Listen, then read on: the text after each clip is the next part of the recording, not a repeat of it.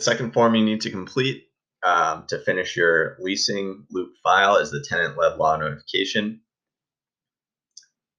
This is a little bit different than the lead law notifications you saw with the buying and selling loops. It's a little bit shorter. It's a couple of pages of information up front and then a certification at the bottom.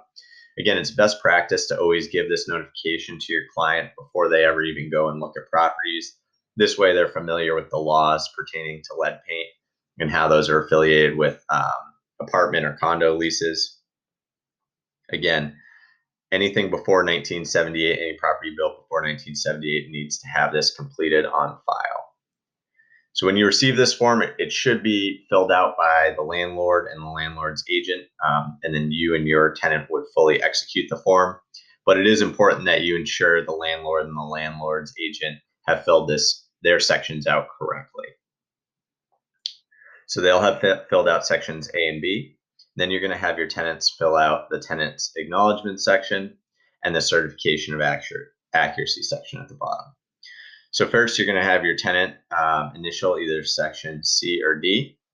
They'll initial section C if they've received copies of documents checked above in sections B, basically saying that they have received either a lead inspection report, a risk assessment report, a letter of interim control, or a letter of compliance showing that the lead paint has been mitigated or there's still lead paint present in the property. So they need to initial section C if they've received any of those documents. If not, if they've received no documents, they need to initial section D. Again, it shouldn't be both C and D. It's one or the other.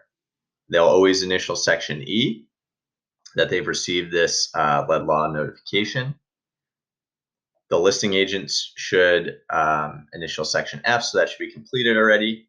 And then down in the certification of accuracy, you should insert your tenant to sign in the tenant block, and then you should sign in the agent block. Again, you should already see the owner and the agent representing the owner or the landlord. Their signatures should already be on here.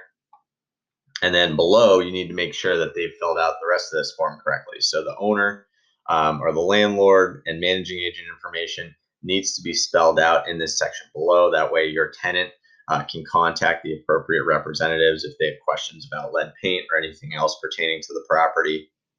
And then all the way at the bottom should be the address of the property and the specific unit of that property. That needs to be specified as well, so that way anybody reviewing this form knows exactly what rental and the property address of that rental, what is being specified in this form. If for some reason the tenant does not want to sign this certification of accuracy, the lead law notification, please contact Chris or I.